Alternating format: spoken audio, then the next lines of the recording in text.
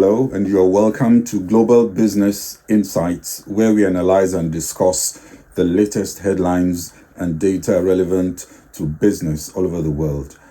The World Trade Organization kicks off its 13th Ministerial Conference in Abu Dhabi today as the group contends with nationalist policies threatening its commitment to rules-based global commerce. And in Nigeria, the central bank also begins its two-day monetary policy meeting today, the first in more than 6 months, amid record high inflation. Analysts expect rates to be hiked, but more needs to be done to enhance foreign exchange liquidity, particularly foreign direct investment inflows to protect the value of the naira.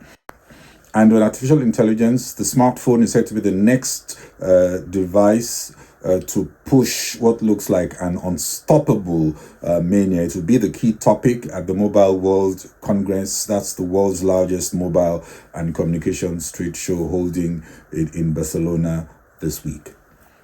And in Europe, we get the latest consumer confidence data on Tuesday. Germany retail sales and labor market report will be out on Wednesday, followed by the final Germany manufacturing PMI and the euro area inflation later in the week. In Japan, the latest inflation data is also due on Tuesday. China manufacturing PMIs for February will be released also at the end of the week.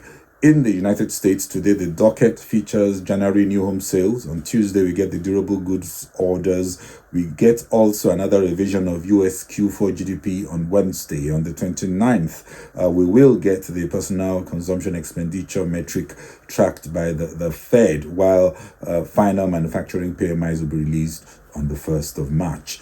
And will the next geopolitical shock be another Trump presidency, as we saw Donald Trump strengthen his grip on the Republican presidential nomination this weekend with a very clear victory over Nikki Haley in her home state?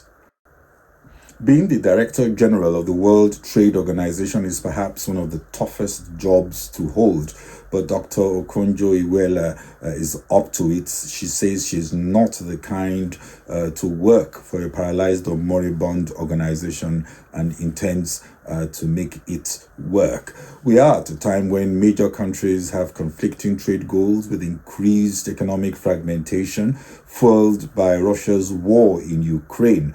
A different multipolarity with retreating American leadership on global trade and a very cold trade war between the world's largest trading blocs, with feuding economic blocs driving up cost of trade. Even with the best of efforts and intentions, expectations are moderate. Still, this week, Abu Dhabi will host the 13th biennial World Trade Organization Conference with 164 member countries aiming for agreement on a diverse array of issues, from the fate of the world's fish stocks, the future of digital trade, and safeguarding food security. Biden has been tough on China in imposing all sorts of curbs on the grounds of national security, and that's a narrative which apparently insulates it from World Trade Organization interference, while an outraged China argues it's being subjected to unfair trade actions and finds more ground for its more protectionist and populist leanings.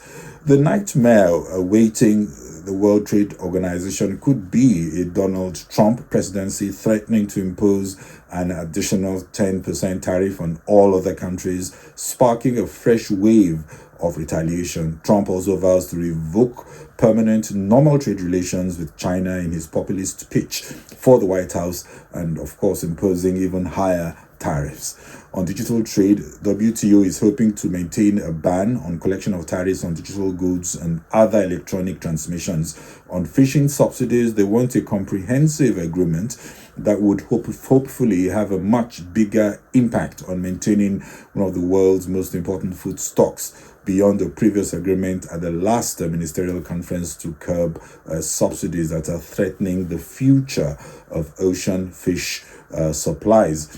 Another major issue is to re-engineer processes, especially to make dispute settlement more effective after Trump blocked appointment of new judges.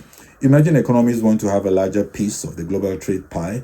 Also, developing countries want to be able to make generic versions of some essential drugs, requiring a waiver of intellectual property protections for COVID-19 therapeutics and diagnostics. India also wants its anti-hunger program to be permanently protected against the challenge that it violates the country's cap on trade, distorting farm subsidies. And there are many more subtle grievances all waiting to surface.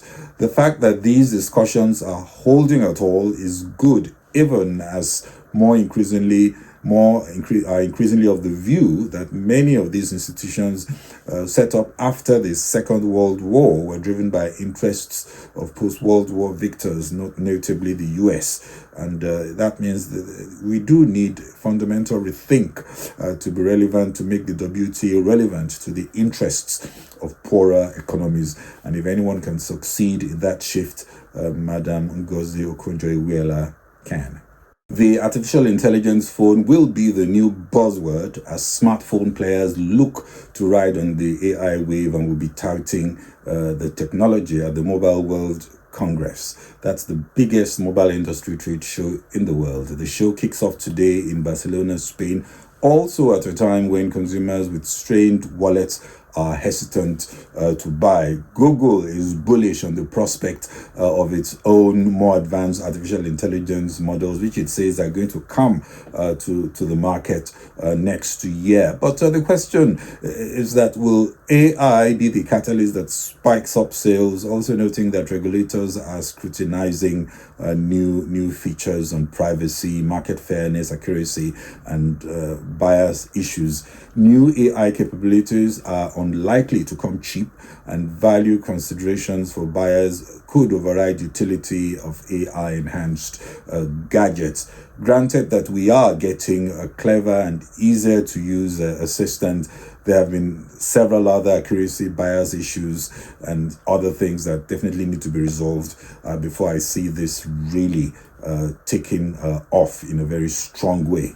Goldman Sachs and Abu Dhabi's sovereign wealth fund, Mubadala, have agreed a $1 billion deal in which the companies will co-invest in private credit in the Asia Pacific, focusing on India. Mubadala reportedly wants to double exposure to Asia by as soon as 2030 as focus turns to rapidly growing economies. Markets are seeing increasing private equity deal volume, significantly driving demand in the Asia Pacific region for customized credit solutions from non-traditional lenders. The private credit market is significantly less developed in the Asia Pacific, unlike in the more crowded North America and Europe. And no surprises, India is on the radar. Policymakers in India see a 4.5% inflation and 7% growth forecast for FY25. The latest January 2024 IMF projections also upgraded India's GDP growth for the year 2024 and 2025 to 6.5%, reflecting more robust consumption, also boosted by lower inflation. Analysts are still insisting investors with a medium to long-term investment horizon should pay less attention to the 2024 US presidential and congressional elections, not mixing politics and their portfolio. The argument is that the more important factors for markets will revolve around the outlook for US and global economic growth and inflation, the timing and pace of interest rate cuts by the Fed, the implications of artificial intelligence boom on corporate earnings, and all the geopolitical incidents and conflicts abroad. These factors are unlikely to be significantly impacted one way or the other by the transition in the White House. And in Nigeria, the first Monetary Policy Committee meeting under Yemi Cardoso, the new central bank governor, will most likely decide to tighten further to address rising inflation, raising real interest rates, and incentivize inflow of capital to support the naira.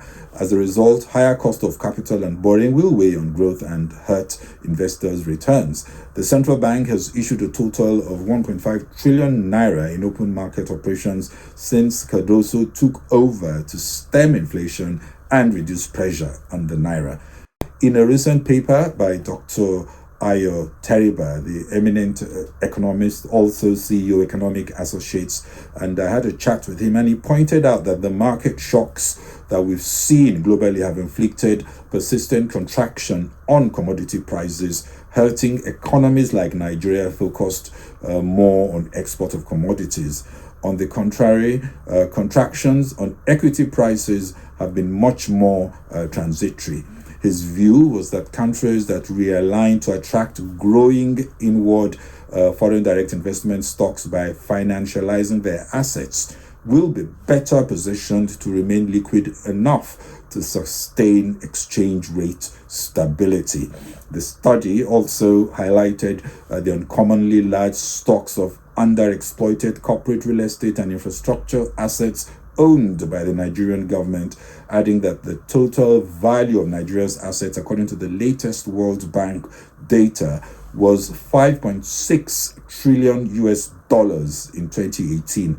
That is 11 times bigger than her GDP, reported to be about 500 billion in 2022, and 56 times bigger than her total public debt stock of about 100 billion US dollars. South Africa's wealth is about 13 times its debt. The US wealth to debt ratio is just 8.5. All this means Nigeria could be sitting on a gold mine it can monetize. Of course, observers will add that politicians prefer to hold on to these assets and sit on it and borrow more to milk these assets, as leakages create opportunities for corruption. The present focus on debt should shift to financializing these vast assets, putting them on the market showroom to attract FDI. Dr. Teriba also argued that leading countries losing their grip on low-margin segments of their value chains, typically midstream production transactions, by offshoring or outsourcing them, while strengthening their grip on the high-margin segments of the value chain, typically upstream and downstream asset portfolios. Nigeria's large market is an opportunity to play more in the downstream in many sectors, not just the energy sector. On the MPC, the global environment poses headwinds. Oil prices are challenged by a lower demand scenario. Nigeria's inflation now at 29.9%, with at best tepid growth after adjusting for population growth, presents a difficult stagflation. Naira depreciation remains an issue, as well as the decline in external reserves, while the equities market is seeing an upward trend. The overriding concern for the MPC will be incentivizing the flow of capital to support the Naira. Inflation has notably in Nigeria also been driven more by supply factors such as insecurity and supply chain issues, and less sensitive to rate changes and demand considerations. Cardoso has said he will be data dependent and more orthodox in monetary strategy. He will, however, find it difficult to hold his nose at a real negative interest rate, that is monetary policy rate less inflation, which is in double digits. Markets also expect to get calming commentary on improvements in FX liquidity and an optimistic long-term view, with a soothing narrative on how MPC decisions aligns with developing the real sector of the economy and addresses the president's desire for low interest rate environment to attract real investment. And oil prices inching down today with concerns about demand, particularly from China, overriding risks to supply from the Middle East. Looking at Asian stocks as they close, Japan's Nikkei is up 0.35%. The Hang Seng from Hong Kong is down 0.61%. The Chinese indices, Shanghai Composite down 0.93%. The Shenzhen Composite also down 0.04%. Well, that's it from me on Global Business Insights. If you enjoyed the program, please share and kindly follow on Facebook and LinkedIn, subscribe on YouTube and X. Thank you very much for watching. This is Bode Oshosami. Bye-bye.